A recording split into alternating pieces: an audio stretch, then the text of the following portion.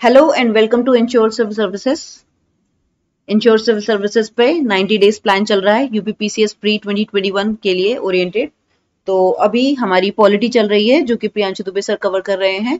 जैसा कि सर ने बताया है कि जैसे जैसे हमारे चैप्टर्स होते जाएंगे, पॉलिटी कवर होती जाएगी, वैसे वैसे पीछे हम उसके एमसीक्यूज भी साथ के साथ टैकल करते चलेंगे ताकि 2021 के लिए यूपीपीसीएस के लिए हमारी एकदम बेहतर तैयारी हो सके।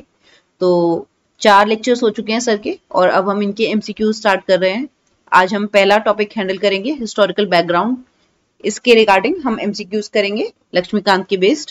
चलिए स्टार्ट करते हैं। क्वेश्चन नंबर 1, आपको बताना है रेगुलेटिंग एक्ट ऑफ 1773 के बारे में इनमें से कौन से कथन सही हैं। पहला, इसके द्वारा गवर्नर ऑफ बंगाल को गवर्नर जनरल ऑफ बंगाल बना दिया गया।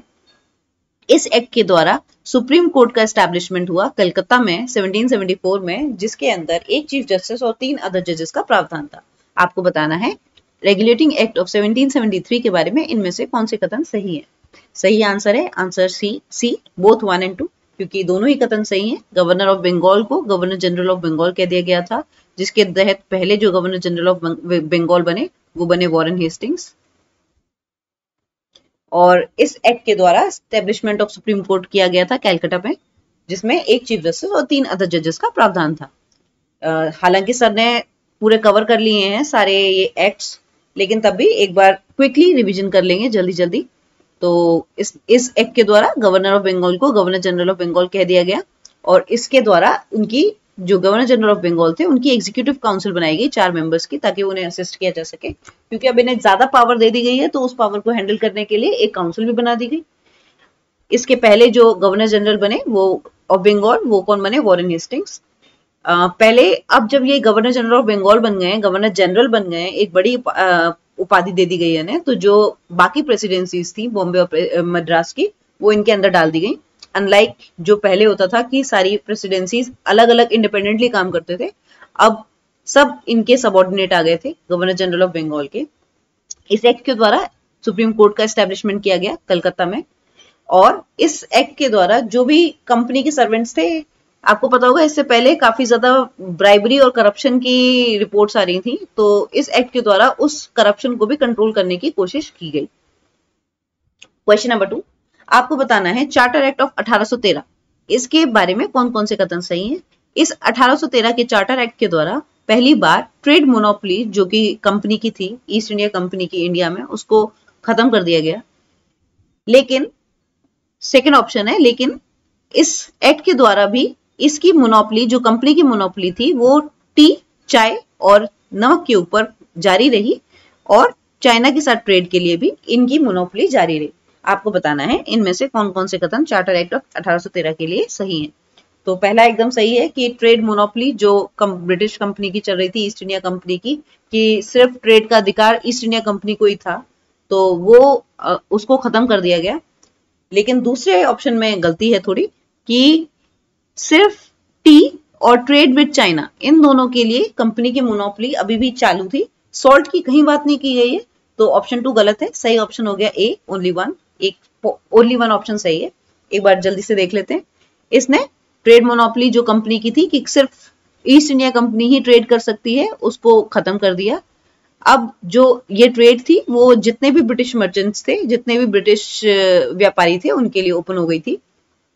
लेकिन इस एक्ट के तहत भी जो कंपनी की मोनोपोली थी टी यानी कि चाय के व्यापार और चाइना के साथ व्यापार के लिए, वो जारी रही। इस एक्ट के द्वारा पहली बार ब्रिटिश क्राउन की सोवरेनिटी, मतलब कि जो भी कंपनी की टेरिटरी है इंडिया में, वो ब्रिटिश क्राउन के अंडर रहते ही है, ये पहली बार कह दिया गया।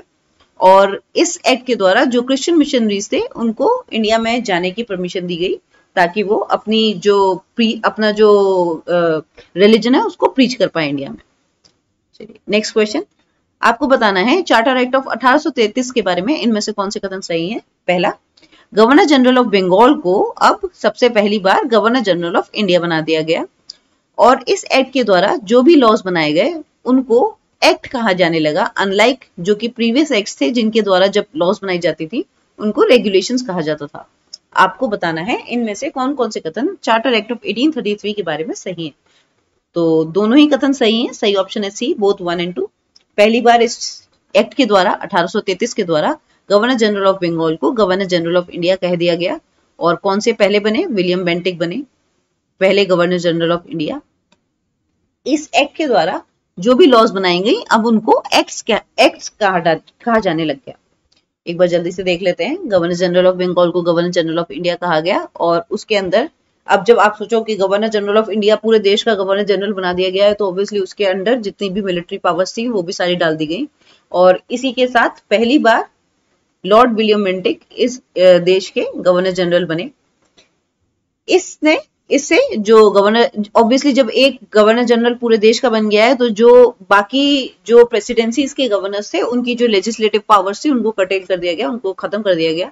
तो governor of Bengal, governor of Bombay और मद्रास की लेजिस्लेटिव पावर्स को खत्म कर दिया गया और जो गवर्नर जनरल ऑफ इंडिया जो बने यानी कि जो विलियम बेंटिक बने उनको एक्सक्लूसिव लेजिस्लेटिव पावर्स यानी कि लॉ बनाने की एक्सक्लूसिव पावर्स इनको दे दी गई।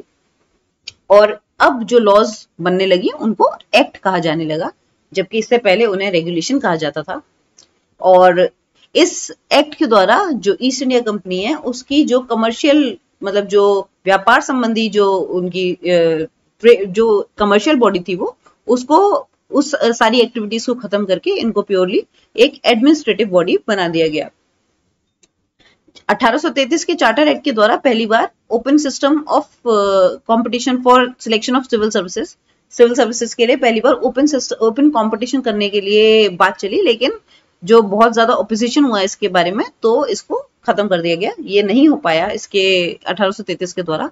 तो हम ये आगे देखेंगे कि अगले एक्ट में 1853 के ओपन सिस्टम आ गया कंपटीशन का सिविल सर्वेंट्स के लिए। तो चलिए नेक्स्ट क्वेश्चन देखते हैं। आपको बताना है चार्टर एक्ट ऑफ 1853 के बारे में इनमें से कौन कौन से कथन सही है। पहला, इसने एक ओपन कंपटीशन सिस्टम बनाया जिससे कि सिविल सर्वेंट्स का सिलेक्शन और रिक्रूटमेंट हो पाए। दूसरा, इस एक्ट के द्वारा कंपनी का रूल बढ़ाया गया और कंपनी को जो भी इंडियन टेरिटरीज हैं उनको अपने पास रिटेन करने के लिए कहा गया on trust for the British crown, मतलब ब्रिटिश क्राउन के अधीन रहते हुए जो भी इंडियन टेरिटरीज थी वो कंपनी अपने पास रख सकती है और टाइम के लिए, लेकिन जो कितना टाइम के लिए रख सकती है ये टाइम कहीं पर भी डिफाइन नहीं किया गया। जबकि इससे पहले हमेशा बताया जाता था कि अगले 10 साल तक आप रिटेन कर सकते हो, अगले 20 साल तक आप इन टेरिटरीज को रिटेन कर सकते हो। तो ये ऐसा पहली बार हुआ कि एक्सटेंड तो किया गया, बट जो नंबर ऑफ ईयर्स हैं या जो पीरियड है जिसके लिए जितने टाइम के लिए आप एक्सटेंड कर सकते हैं वो नहीं बताया गया, जो कि एक क्लियर इंडिकेशन थी कि किसी भी टाइम आप ब्रिटिश क्राउन ओवर पार कर सकता है कंपनी के रूल को। तो चलिए आपको बताना है इनमें से कौन कौन से कथन सही हैं। तो बिल्कुल दोनों ही कथन सही हैं। पहली बार ओपन कंपटीशन सिस्टम आया सिविल सर्वेंट्स के रिक्रूटमेंट के लिए और इस एक्ट के द्वारा कंपनी का रूल बढ़ा दिया गया, लेकिन कितना बढ़ाया गया, कितने साल के लिए बढ़ाया गया ये नहीं बताया गया। तो इसका सही ऑप्शन है ऑप्शन सी, बोथ 1 and 2।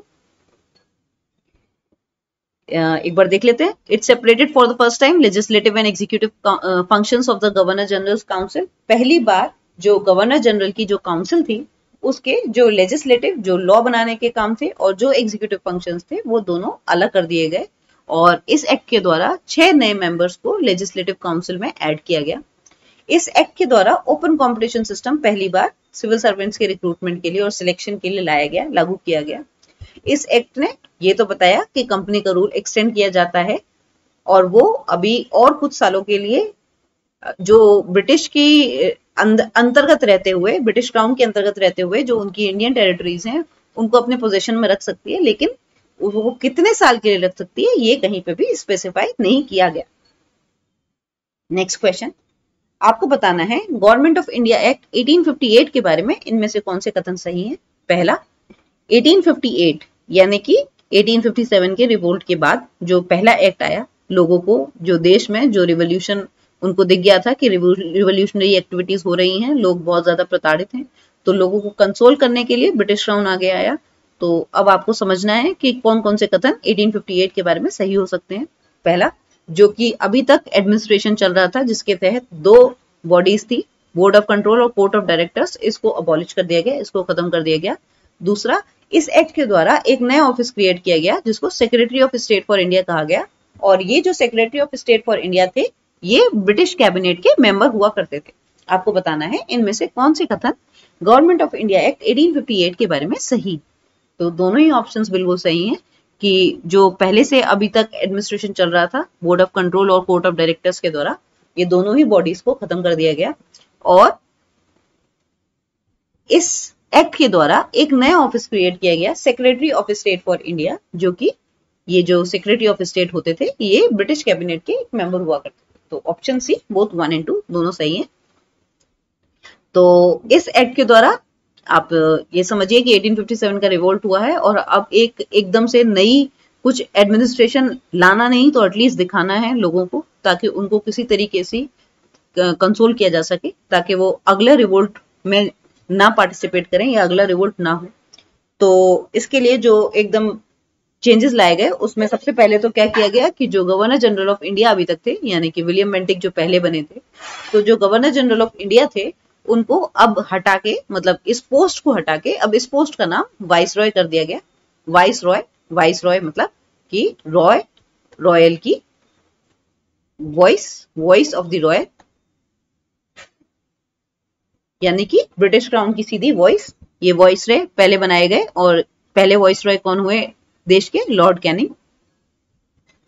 इस एक्ट के द्वारा जो बोर्ड ऑफ कंट्रोल और कोर्ट ऑफ डायरेक्टर्स थे उनको खत्म कर दिया गया और इस एक्ट के द्वारा एक नया ऑफिस क्रिएट किया गया, secretary of state for India, जिसको जो कि सीधे ब्रिटिश पार्लियामेंट के एक ब्रिटिश कैबिनेट के एक मेंबर होते थे।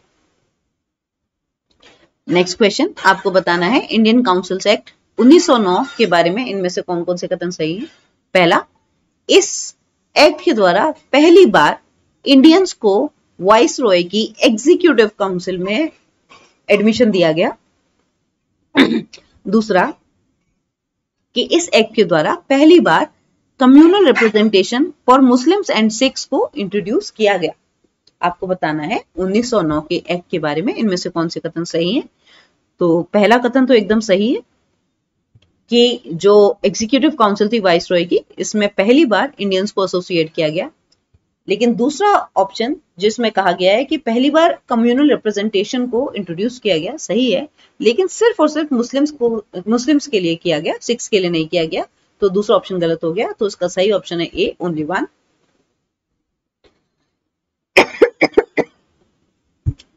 1909 के एक्ट के द्वारा जो लेजिस्लेटिव काउंसिल थी, जो कि सेंट्रल और प्रोविंशियल दोनों लेवल पे थी, उनका साइज को बढ़ा दिया गया, 16 से 60 सेंटर पे कर दिया गया इस लेजिस्लेटिव काउंसिल के मेंबर्स की संख्या को। और प्रोविंशियल लेजिस्लेटिव काउंसिल्स तो हर एक प्रोविंस के हिसाब से अलग अलग होती थी, जो आज भी होती। इसमें पहली बार इंडियंस को executive council of voice Roy के साथ अटैच किया गया। और पहले जो एग्जीक्यूटिव काउंसिल में इंडियन जो कि एडमिट हो पाए वो के पहले थे सत्येंद्र प्रसाद सिन्हा, जिन्होंने लॉ मेंबर की तरह ज्वाइन किया वाइस रॉय की एग्जीक्यूटिव काउंसिल को। इस एक्ट के द्वारा कम्युनल रिप्रेजेंटेशन को इंट्रोड्यूस किया गया, जो कि पहली बार सिर्फ और सिर्फ मुस्लिम्स को दिया गया, जिसमें उनके लिए एक सेपरेट इलेक्टोरेट की बात की गई। सेपरेट इलेक्टोरेट मतलब कि उनको सिर्फ और सिर्फ जो कि उस एरिया के मुस्लिम वोटर्स थे वही उनको इलेक्ट करेंगे। इसी के तहत लॉर्ड मिंटो, जो कि 1909 के एक्ट को लाने वाले वॉइस रॉय थे, उन्होंने कम्युनलिज्म को देश में बढ़ावा दे दिया और इसके लॉर्ड मिंटो को इसलिए फादर ऑफ कम्युनल इलेक्टोरेट कहा जाता है। आपको बताना है इंडियन काउंसिल एक्ट 1919 के बारे में इनमें से कौन से कथन सही हैं। पहला, मॉन्टेग्यू इस 1919 के एक्ट के लिए वाइसरॉय थे और जो लॉर्ड केम्सफोर्ड थे वो secretary of state for India थे। दूसरा, इस एक्ट के द्वारा पहली बार देश में बाइकैमरलिज्म यानी कि द्विसदनीय व्यवस्था को लागू किया गया और डायरेक्ट इलेक्शंस पहली बार कंट्री में कराए गए। आपको बताना है इन दोनों में से कौन से कथन इंडियन काउंसिल्स एक्ट 1919 के बारे में सही है। पहला ऑप्शन, ये 1919 के एक्ट को आपको पता होगा मॉन्टेग्यू चेम्सफोर्ड एक्ट भी कहते हैं। तो जो पहला है, लेकिन इसमें मॉन्टेग्यू क्या थे, सेक्रेटरी ऑफ स्टेट थे, और लॉर्ड केम्सफोर्ड क्या थे, वाइसरॉय ऑफ इंडिया थे। तो ये इंटरचेंज है, ये गलत हो गया। दूसरा, इस एक्ट के द्वारा पहली बार देश में बाइकैमरलिज्म को इम्प्लीमेंट किया गया और डायरेक्ट इलेक्शंस कराए गए। हालांकि ये डायरेक्ट इलेक्शंस लिमिटेड फ्रेंचाइजी के ऊपर थे, लेकिन तब भी पहली बार देश में डायरेक्ट इलेक्शंस कराए गए। तो दूसरा ऑप्शन सही है। सही ऑप्शन हो गया ओनली टू बी। एक बार देख लेते हैं इस एक्ट के द्वारा क्या हुआ। पहली बार इसने क्या किया कि जो सेंटर और प्रोविंस के सब्जेक्ट्स थे, जैसे कि आज भी हैं कि लिस्ट अलग अलग है, सेंटर की लिस्ट अलग है, स्टेट की लिस्ट अलग है सब्जेक्ट्स की, और एक कॉन्करेंट लिस्ट है। तो उस समय भी पहली उस 1919 में इस एक्ट के द्वारा क्या किया गया कि सेंटर और प्रोविंस के सब्जेक्ट्स को अलग कर दिया गया। जो सेंटर और प्रोविंशियल लेजिस्लेचर्स थे वो उन्हीं को अथॉरिटी थी कि वो अपने अपने सब्जेक्ट्स के ऊपर लॉज बना पाए। लेकिन जो प्रोविंशियल सब्जेक्ट्स थे, यानी कि जो हमने अभी समझा कि सेंटर के और प्रोविंस के सब्जेक्ट्स अलग अलग कर दिए गए, लेकिन जो प्रोविंस के सब्जेक्ट्स थे उनको और फर्दर डिवाइड किया गया, ट्रांसफर्ड और रिजर्व। ट्रांसफर्ड जो सब्जेक्ट्स होते थे वो कौन हैंडल करता था? जो कि गवर्नर था उस प्रोविंस का गवर्नर, किसके साथ मिलकर, जो भी मिनिस्टर्स थे उसके लेजिस्लेटिव काउंसिल के, उनके साथ मिलकर ट्रांसफर्ड सब्जेक्ट्स को गवर्नर हैंडल करता था, उस पर लॉज बनाता था। और जो रिजर्व सब्जेक्ट्स थे उनमें गवर्नर एग्जीक्यूटिव काउंसिल के साथ मिलके ये बनाता था, लॉज बनाता था। तो इसी तरह इसमें इसको हम कहते हैं कि डायरकी एट प्रोविंसेस को इंप्लीमेंट किया गया था। ड्यूअल स्कीम ऑफ गवर्नेंस, जो कि डायरकी कहा जाता था, इसको इंट्रोड्यूस किया गया था इस 1919 के एक्ट के द्वारा। इस एक्ट के द्वारा पहली बार द्विसदनीय व्यवस्था, बाइकैमरलिज्म को इंट्रोड्यूस किया गया और देश में पहली बार डायरेक्ट इलेक्शंस करे गए। जो इंडियन लेजिस्लेटिव काउंसिल थी उसको हटाकर बाइकैमरल लेजिस्लेचर बनाया गया, जिसमें कि द्विसदनीय व्यवस्था जिसे हम कहते हैं आज भी है, जो कि अपर हाउस और lower house, council of states और लेजिस्लेटिव असेंबली, इनको इंट्रोड्यूस किया गया। और जो भी मेजोरिटी थी मेंबर्स की, वो किस तरह चूज की जाती थी? डायरेक्ट इलेक्शन के द्वारा। हालांकि ये जो डायरेक्ट इलेक्शन है ये लिमिटेड फ्रेंचाइजी के ऊपर करते थे, और इसके तहत जो लिमिटेड फ्रेंचाइजी थी उसके तहत जो प्रॉपर्टी टैक्स और एजुकेशन था, इनके बेसिस पर लोगों को ये पावर देते थे कि वो इलेक्शन में पार्टिसिपेट कर सकते हैं। जैसे आज हम करते हैं कि एडल्ट फ्रेंचाइजी बोलते हैं हम, कि 18 साल के ऊपर के जितने लोग हैं वो सारे लोग वोट कर सकते हैं। उस समय पर लिमिटेड फ्रेंचाइजी थी, सिर्फ और सिर्फ प्रॉपर्टी टैक्स और एजुकेशन के बेसिस पर लोगों को वोट करने का अधिकार दिया जाता था। इस एक्ट के द्वारा जो वाइसरॉय की एग्जीक्यूटिव काउंसिल थी, अभी हमने पढ़ा था कि 1909 के द्वारा पहली बार वाइसरॉय एग्जीक्यूटिव काउंसिल में इंडियंस को इंट्रोड्यूस किया गया, और सत्येंद्र सिन्हा पहले वो इंडियन बने जो कि लॉ मेंबर की तरह जिन्होंने ज्वाइन किया वाइसरॉय की एग्जीक्यूटिव काउंसिल को। तो 1919 में ये कंपल्शन कर दिया गया कि 6 में से 3 मेंबर्स इंडियन होने चाहिए। इस एक्ट के तहत जो कम्युनल रिप्रेजेंटेशन, जो हमने पढ़ा कि 1909 में स्टार्ट हुई और सिर्फ मुस्लिम्स के लिए इंट्रोड्यूस की गई, उसको बढ़ाकर अब सिख्स, क्रिश्चियंस, एंग्लो इंडियंस और यूरोपियंस के लिए भी बढ़ा दिया गया। और इसके तहत जो इलेक्शन की पावर दी गई, जो वोट करने की पावर दी गई, वो लिमिटेड लोगों को दी गई। चलिए, अब आज का आखिरी क्वेश्चन आपको बताना है कि गवर्नमेंट एक्ट ऑफ इंडिया जो कि 1935 का था, उसके बारे में कौन कौन से कथन सही हैं। पहला, इसके तहत जो डायरकी है वो सेंटर पे अडॉप्ट की गई। दूसरा, इस एक्ट के द्वारा जो कि कम्युनल रिप्रेजेंटेशन का जो प्रिंसिपल था उसको और फर्दर एक्सटेंड करके अब डिप्रेस्ड क्लासेस, वुमेन और लेबर के लिए भी सेपरेट इलेक्टोरेट्स को इंट्रोड्यूस किया गया। आपको बताना है कौन कौन से कथन गवर्नमेंट ऑफ इंडिया एक्ट 1935 के बारे में सही है। दोनों ही कथन सही हैं। ऑप्शन है सी, बोथ 1 and 2। इस एक्ट के तहत अभी हमने देखा कि 1919 के एक्ट के तहत डायरकी एट प्रोविंसेस को इंट्रोड्यूस किया गया, जो कि एक काफी बड़ा फेलियर साबित हुआ। तो 1935 में इस प्रोविजन को हटाकर डायरकी सेंटर पे इंट्रोड्यूस की गई, और इस एक्ट के द्वारा जो कम्युनल रिप्रेजेंटेशन है उसको एक्सटेंड करके डिप्रेस्ड क्लासेस, वुमेन और लेबर को भी सेपरेट इलेक्टोरेट्स का उनके लिए भी प्रावधान कर दिया गया। एक बार जल्दी से देख लेते हैं कि पहली बार ऑल इंडिया फेडरेशन बना, जिसमें कि फेडरल लिस्ट, प्रोविंशियल लिस्ट और कॉन्करेंट लिस्ट बनाई गई।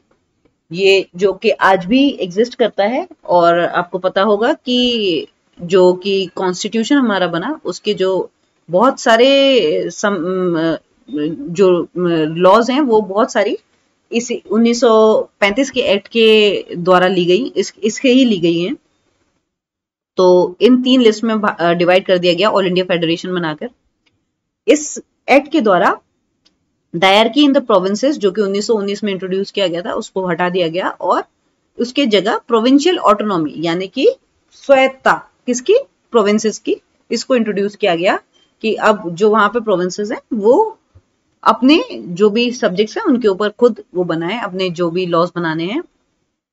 इस एक्ट के द्वारा सेंटर पे डायरकी लाई गई और इस एक्ट के द्वारा जो कम्युनल रिप्रेजेंटेशन का प्रिंसिपल है उसको और एक्सटेंड कर डिप्रेस्ड क्लासेस, वुमेन और लेबर को भी सेपरेट इलेक्टोरेट्स दे दिए गए। इस एक्ट के द्वारा रिजर्व बैंक ऑफ इंडिया का एस्टेब्लिशमेंट हुआ और इसी एक्ट के द्वारा federal public service commission, provincial public service commission और जॉइंट पब्लिक सर्विस कमीशन का प्रावधान किया गया, जो कि आज भी देश में एग्जिस्ट करता है। All India service commission, public service commission, state public service commission और जॉइंट पब्लिक सर्विस कमीशन के रूप में। तो इसी के साथ आज के हिस्टोरिकल बैकग्राउंड से रिगार्डिंग जितने भी क्वेश्चंस थे वो हमने कर लिए हैं। आप एक बार फिर से रिवाइज कर लीजिए। अगर आपको कुछ नहीं समझ में आया है तो कमेंट बॉक्स में कमेंट कीजिए और चैनल को सब्सक्राइब कीजिए। अगर आपको लेक्चर पसंद आया हो और ये आपको किसी तरह से हेल्प कर रहा हो तो लाइक कीजिए, शेयर कीजिए। Thank you.